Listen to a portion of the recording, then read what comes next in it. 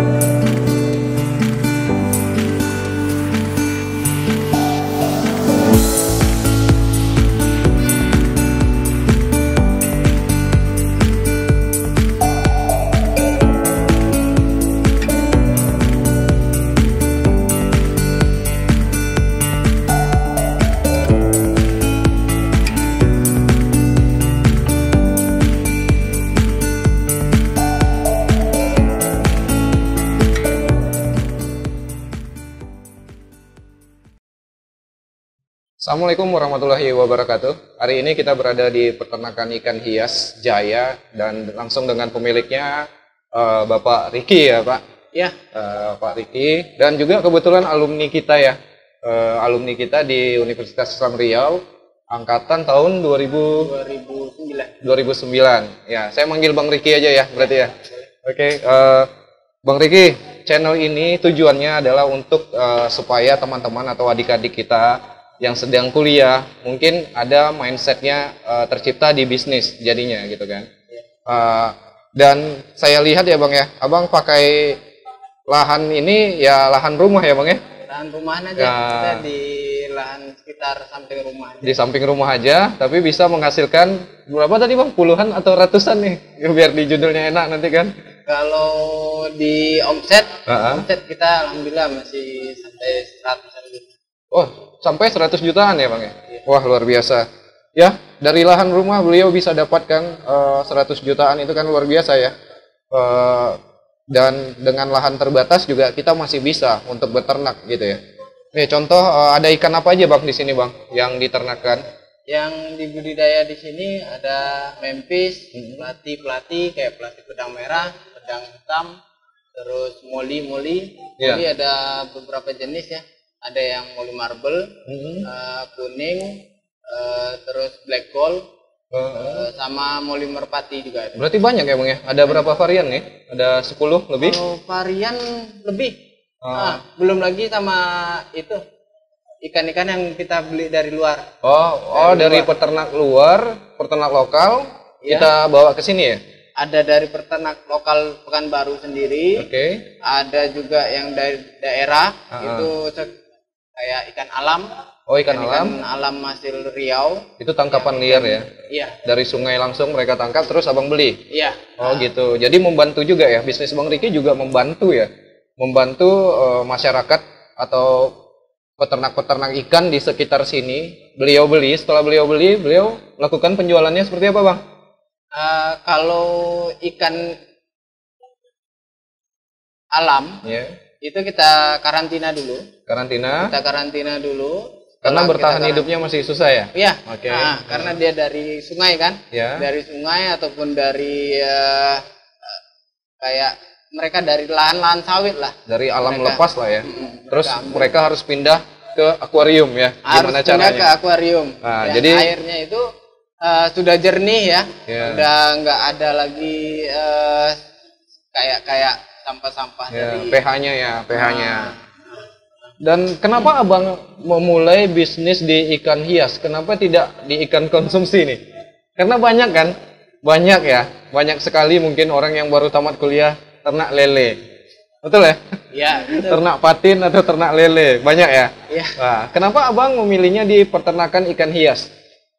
Karena saya sudah tengok pengalaman juga dari abang saya dulu. Dia alhamdulillah dia jurusan perikanan. Perikanan dari Unri.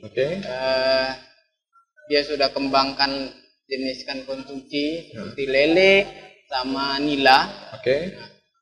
Itu saya tengok sih persaingannya lebih ketat ya.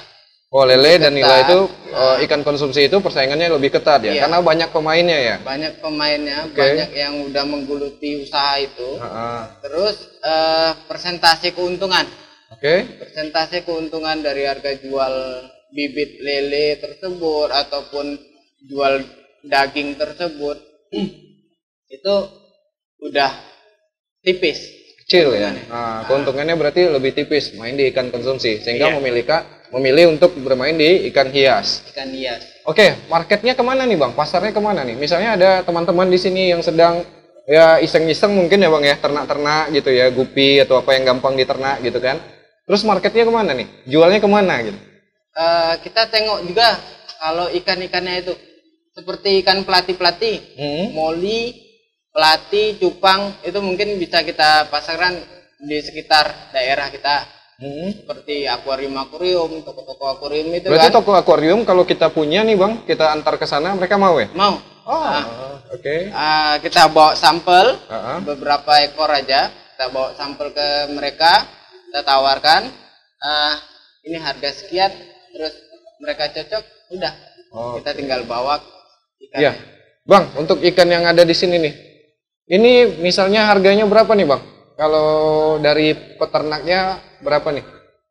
Kalau Modal untuk produksi satu ekor ikan ini berapa nih bang? Untuk dari peternaknya gitu. Oh, untuk peternaknya? Ya. Kalau kita ambil atau kita budidaya, Bang? Misalnya abang ambil dari peternak nih, berapa nih bang? Satu ekor ini menghabiskan dana berapa nih? Kalau orang beternaknya kan sampai sebesar ini, berapa per ekornya gitu? Misalnya 1.700 atau 1.500 gitu. Oh, kalau biaya yang untuk dihabiskan. Memphis yang udah seukuran ini, Ya. ini kita ambil, kita membeli ikan itu dari mereka, Ya. itu sekitar harga 2.500 sampai 3.000. Oh, 2.500 sampai 3.000 sebesar ini ya. Iya. Terus abang jual lagi berapa? Ya, jual lagi sekitar harga 5.000. 5.000. Nanti pas di akuarium berapa lagi nih bang harganya? Di akuarium mereka ada yang jual 10.000 satu ekor ataupun 15.000. 10 sampai 15.000. Oh, lumayan ya berarti keuntungannya ya. Tapi kalau kita nih bang, kalau kita jadi peternaknya sampai sebesar ini nih, kita ngabisin duit berapa nih bang per ekornya kurang lebih? Ya kalau kita Harga pokok produksinya lah gitu per ekornya. Kita belum pernah ya ngitung spesifik dari lahir berenang gitu ikannya sampai sebesar ini.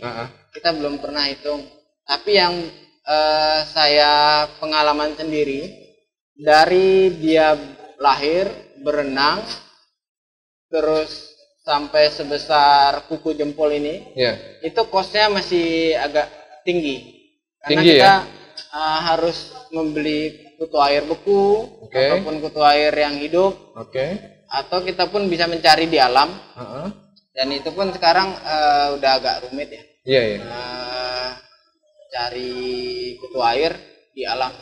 Karena banyak banyak yang cari juga ya gitu. Karena banyak yang nyari juga. Terus kalau dari kutu air itu sendiri bang, kecacing lagi perubahan. Biaya perubahan kos untuk kecilnya itu. Nah itu cacing di Pekanbaru sendiri udah agak lumayan sih. Susah? Untuk harganya. Satu kalengnya itu. Berarti hambatan untuk peternak ikan hias adalah pakan alami ya bang ya? Pakan alami. Itu yang membuat kosnya kadang mahal. Berarti abang sekarang ini tidak murni peternak lagi ya? Peternak dan pedagang ya? Ada dua ya, tetap beternak tapi juga berdagang ya, tetap beli dari hasil panen dari penduduk sekitar, setelah itu abang jual lagi ya. Dan itu bang, kalau boleh tahu nih bang, teman-teman di sini bang, berapa sih bang omset untuk per bulannya bang yang aktual bang gitu? Yang biasanya gitu? Terus fluktuatif lah. Ya, tapi yang rata-ratanya gitu. Rata-rata ya. Rata-rata untuk omset pemasukan seluruhnya. Keseluruhan? Ya, ke pemasukan seluruhnya belum terpotong operasional gitu. Atau gitu? belum terpotong kalau itu kan profit. Ini omset penuhnya berapa? Abang dapatnya berapa per bulan? Kalau kita rata-ratakan, memang di usaha pasti ada naik turun. Pasti bang. Pasti ada naik turun. Kalau di rata-ratakan omset kita 1 bulan, alhamdulillah bisa mencapai sekitar 40 sampai 60 juta. 40 sampai 60 juta. Iya. Tapi pernah tembus ke angka 100 juta. Dan itu alhamdulillah. Saya pikir pandemi ini membuat kacau balau segala Bisnis urusan. ya, segala aspek ya.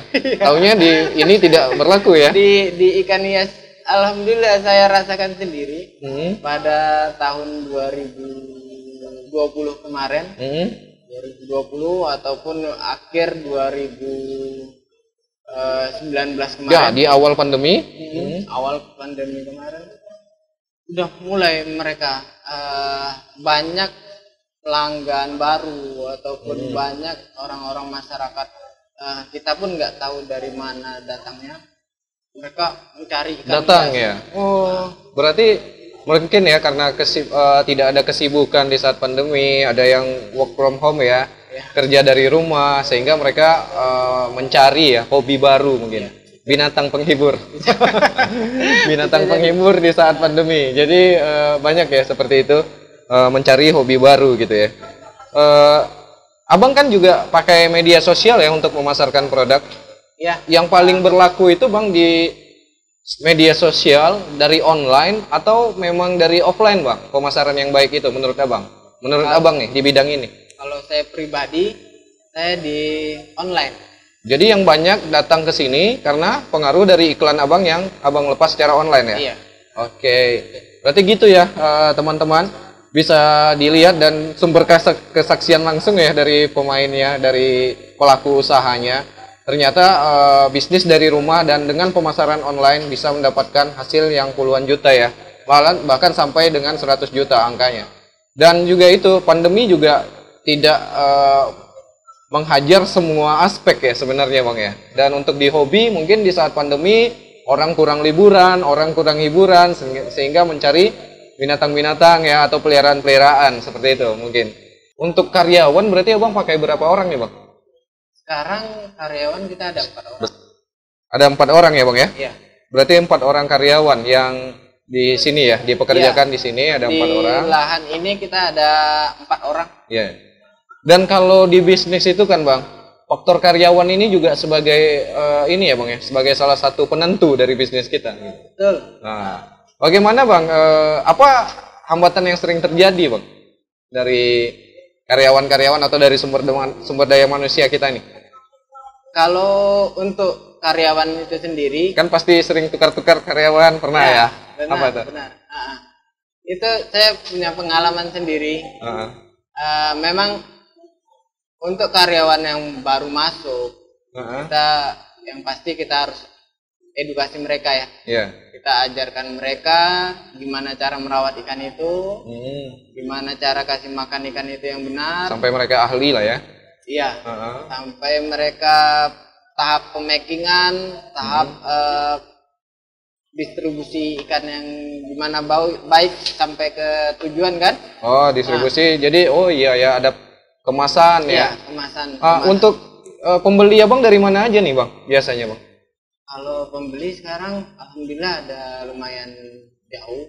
Kita dari untuk lokal sendiri itu Pekanbaru, Riau. Kalau untuk Pekanbaru seluruh akuarium di sini ada ikan Abang atau gimana? Ya hampir rata-rata. Rata-rata seluruh akuarium, toko akuarium di Pekanbaru ada ikan dari beliau ya. Terus untuk keluar kota Bang yang paling jauh kemana kirim? Keluar kota kita udah sampai ke Surabaya. Sampai ke Surabaya? Surabaya, Jakarta, terus Jogja. Oh, Surabaya, Jakarta, Jogja malah ngambilnya dari kita ya, dari Pekanbaru. Itu untuk ikan apa Bang? Ikan alam biasanya. Oh, ikan alam. Oke Bang, kita sedikit nih Bang mengasih gambaran ke pemirsa gitu ya. Ikan alam itu Abang beli bisanya per ekornya berapa? Dari yang nangkap? Itu berbeda-beda Bang. Andai kita ambil satu contoh yang laku lah gitu. Kalau untuk zaman sekarang atau lagi trennya sekarang kan jenis cana. Cana, oke. Cana atau ikan gabus itu ya. Iya. Yang lagi tren itu sekarang cana maru sama cana limbata. Iya. Memang ikan itu asli Riau. Iya. Dan sekarang harganya sudah cukup tinggi. Berapa Bang tingginya? Kita buka-bukaan aja nih Bang ke teman-teman nih Bang. Ya, kalau untuk Cana Maru sendiri dia ada ukuran baby sama ukuran jumbo. Yang kecil sama yang besar ya. Nah, kalau yang kecil itu dari ukuran baby itu sekitar ukuran 3 sampai 4 cm. Itu kita ngambil dari bawah seharga 6.000 sampai 7.000. 6.000 dari petani ya? Dari petani langsung. Dari yang tukang tangkap ya, bukan petani ya, tukang tangkap liar ya. Itu 6.000 per ekornya. Iya. Itu bisa dijual berapa, Bang? Itu kita kan pasarin ke Jawa. Ya. Itu kalau grosiran atau kita hitungan partai, itu kita jual sekitar harga 8.000 sampai 10.000. 8.000 sampai 10.000 gitu ya. Per ekor. Oke. Untuk resiko kematian Bang gimana Bang? Kalau kita udah menguasai ilmunya mungkin ya, kan ada gitu ya Bang ya. Kan tadi Abang cerita kalau ini dari warisan dari abangnya gitu ya. Abangnya Abang udah mulai duluan main ini gitu ya. Dan di situ kita bisa lihat beliau adalah sarjana dari perikanan ya. Berarti untuk tingkat kematian ikan ini Bang, sebenarnya bisa ditekan atau tidak? Bisa ditekan. Dengan cara kita mengetahui ya, edukasi ya, mengetahui air itu berapa pH-nya yang cocok untuk ikan ini hidup gitu ya. Untuk menekan kerugian kita ya sebenarnya. Iya. Jadi pola-pola yang seperti itu ya. Kalau untuk merawatan air juga, itu kita kan di sini pakainya air sumur bor ya. Iya. Kita sumur bor, dari sumur bor kita alirkan dulu ke tandon, tandon-tandon kita di sini. Itu kita sirkulasi dulu atau kita saring dulu sehingga oksigennya naik ya. Oksigen naik, oksigen terlarutnya lumayan banyak, pH-nya bagus. pH-nya sudah bagus untuk ikan-ikan itu. Baru kita masukin ke akuarium masing-masing gitu ya. Oke. Bang, berapa tahun nih Bang usaha ini berjalan Bang? Kalau untuk awal pertama sih kita usaha ya, mulai budidaya ataupun kita mengenal ikan ini sendiri, itu di tahun 2007. Dari 2007? 2007. Tapi jualannya dari tahun 2009. Oh, start jualannya dari tahun 2009. Berarti dari 2009 ke 2021 itu ada berapa tahun ya Bang? Berapa tahun Bang? 20 ya? 10 ya? 10 tahunan ya berarti ya? 2007, 2009, 2019 10 tahun ya, 12 tahun 12 tahun. Kalau dalam 12 tahun itu suatu bisnis bisa dikatakan layak ya Bang ya, layak untuk dijalani terus, udah stabil ya, dan sudah punya pelanggan yang loyal ya berarti ya. Ya, alhamdulillah. Repeat ordernya juga banyak. Berarti ini bisnis Bang, sebagaimana teman-teman ketahui, ini bisnis maksudnya bisnis utama Abang kah atau bisnis sampingan nih? Ini bisnis utama saya. Bisnis utama kan? Berarti bisa menjanjikan ya Bang ya? Untuk hidup pun bisa gitu ya. Bagus ya. Alhamdulillah Bang ya. Jadi gitu ya teman-teman, kita sudah bertanya-tanya, ternyata bisnis ini dianggap layak ya. Dan mungkin apabila ada yang ingin nih Bang menuruti jejak Abang gitu, boleh nggak gitu berbagi di sini atau dia datang ke sini mau belajar ternak gitu? Boleh. Terbuka ya Bang? Saya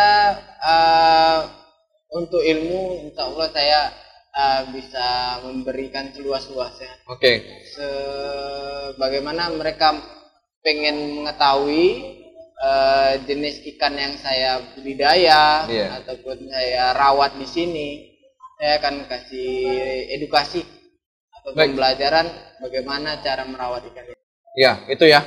Beliau terbuka sekali. Apabila teman-teman mau belajar, silahkan hubungi beliau. Mungkin nomornya akan ada saya sertakan di bawah ya Bang ya, nomor dan Instagramnya.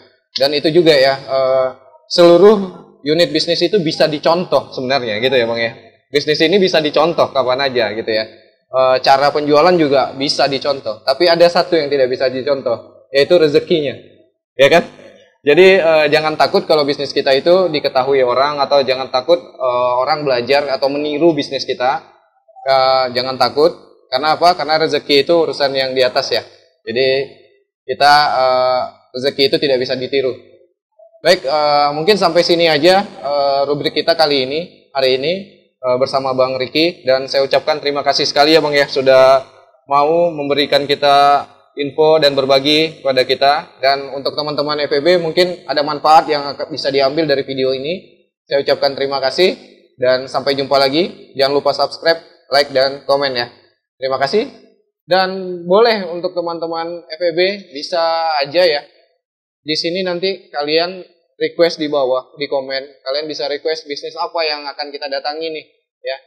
Dan di bisnis ini kita juga jelas ya, dapat angka yang jelas, omsetnya berapa, sehingga kalian bisa mempertimbangkan mungkin akan berjalan di bidang ini atau tidak. Dan halangannya apa, mungkin kalian bisa juga mempertimbangkan, kalian ingin memulai bisnis ini atau tidak. Ya, itu tujuan dari channel ini tercipta. Baik, terima kasih.